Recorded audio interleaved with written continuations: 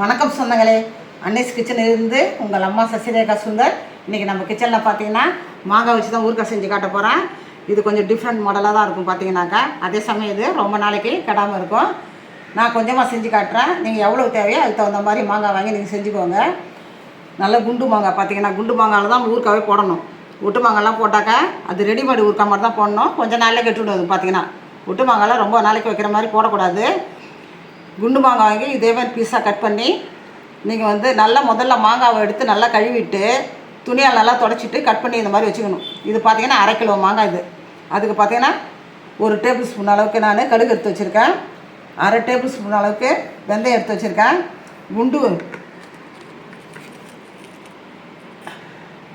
குண்டு மிளகாய் பார்த்தீங்கன்னாக்கா ஒரு 15 வச்சுருக்கேன். ஒரு 4 காஷ்மீர் மிளகாய். இது கலருக்கு தான், இது காரம் இருக்காது. இந்த 1/2 கிலோ மாங்காய்க்கு பார்த்தீங்கன்னா ஒரு 15 காஞ்ச மிளகா எடுத்து வச்சுருக்கேன். நீங்கள் கிண்டும் போதே டேஸ்ட்டு பார்த்து உங்களுக்கு காரம் இன்னும் அதிகம் தேவைப்படுறவங்க பார்த்தீங்கன்னா நம்ம சில்லி பவுடர் வீட்டில் வச்சுருப்போம்ல, தனி மிளகாய் தூள், அதில் ஒரு அரை டீஸ்பூன் அளவுக்கு நீங்கள் மிக்ஸ் பண்ணிக்க வேண்டியது தான். பெருங்காயத்தூள், மஞ்சத்தூள், நல்லெண்ணெய் தான் செய்யணும் பார்த்தீங்கன்னாக்கா.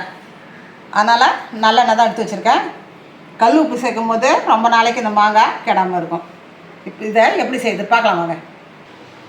அடுப்பத்தை வச்சாச்சு. அது மேலே நம்ம வானல் வச்சுட்டோம். வானல் நல்லா காஞ்சிட்டு இப்போ கடுகை நம்ம லேசாக பொரிச்சு எடுத்துக்க வேண்டியதுதான்.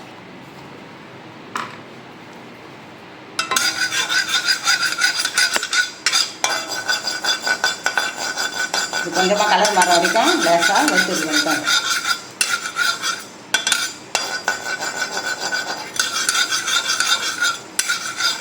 இது பார்த்தீங்கன்னாக்கா 1/2 கிலோ மாங்காவுக்கு 1 டேபிள் ஸ்பூன் அளவுக்கு நான் கடுகு எடுத்து வச்சுருக்கேன். அதுக்கு தகுந்த மாதிரி நீங்கள் எவ்வளோ வாங்குறீங்களோ மாங்காய் அதுக்கு தகுந்த மாதிரி நீங்கள் ஆட் பண்ணிக்கிட்டு தான் கூட. கடுகு நல்லா புரிஞ்சுட்டு வேறு ஒரு பாத்திரத்துக்கு மாற்றி 1/2 டேபிள் ஸ்பூன் பார்த்தீங்கன்னாக்கா வெந்தயம் எடுத்து வச்சுருக்கோம். அதை இப்போ வறுத்து எடுத்துக்கணும். வெந்தயம் ரொம்ப சேர்க்கக்கூடாது. நம்ம அதிகமாக சேர்த்தோன்னா கசப்பு தன்மை ஏற்படும்.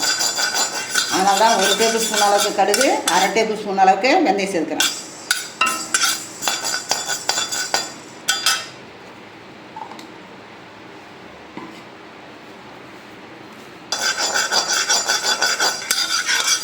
வெந்தயம் பார்த்திங்கன்னா நல்லா கோல்டன் ப்ரௌன் ஆகிடுச்சு. இப்போ ஒரு பாத்திரத்துக்கு நம்ம மாற்றி வேண்டியதான். இப்போ பார்த்திங்கன்னா நம்ம மிளகா வறுத்துறதுக்கு அதுக்கு பார்த்திங்கன்னா கொஞ்சமாக நல்லெண்ணெய் ஊற்றி, இல்லைனா காரில் அடிக்கும் பார்த்திங்கன்னா இருமல் வரும் நமக்கு வறுக்கும் போதே. அதனால் கொஞ்சமாக நல்லெண்ணெய் ஊற்றி இந்த மிளகாவை நம்ம வறுத்து எடுத்துக்கலாம்.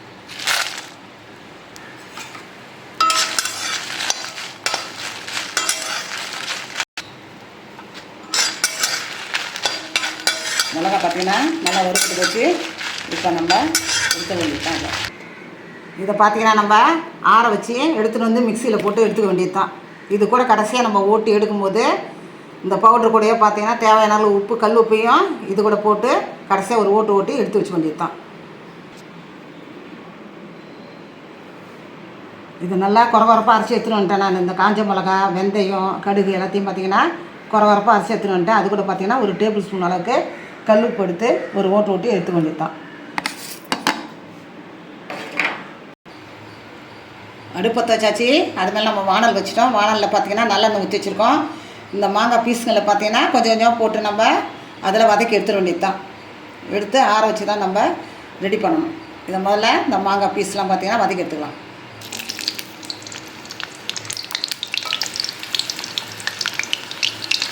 இந்த மாடலில் நம்ம செய்யும்போது பார்த்திங்கன்னா ரொம்ப நாளே கிடையாது. இந்த ஊறுகாய் பார்த்திங்கனாக்கா நீங்கள் எவ்வளோ வேணால் போட்டு வைக்கலாம். ஒரு பெரிய ஜாடி நிறைய கூட ஒரு 5 கிலோ அளவு கூட இந்த ஊறுகாயை நீங்கள் போட்டு வைக்கலாம். ரொம்ப நாளாக கிடையாது.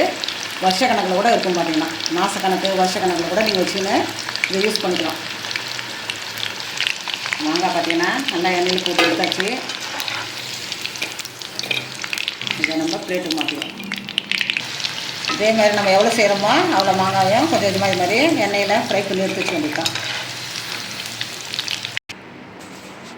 இந்த மாங்காய் பொரிச்சு எடுத்தோம்ல, அந்த எண்ணெயிலே நம்ம தாளிச்சு வேண்டியது தான். கடுகு ஒரு 1/2 டீஸ்பூனு, கொஞ்சமாக பெருங்காயத்தூள், கொஞ்சமாக மஞ்சத்தூள்,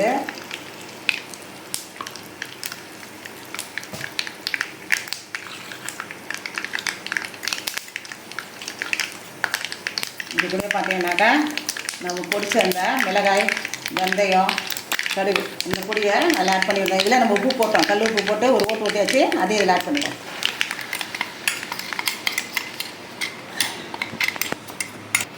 இப்போ இந்த மாங்காய் இதில் ஆட் பண்ணிடுவோம்.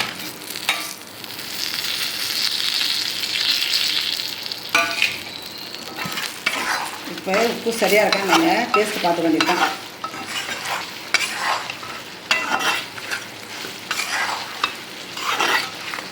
உப்புலாம் சரியாகலான்னு பார்த்துட்டு நல்லா ஆற வச்சு இதை வந்து பேக் பண்ணணும். பார்த்தீங்கன்னாக்கா நான் வேறு பாத்திரத்துக்கு மாற்றிக்காட்டேன்.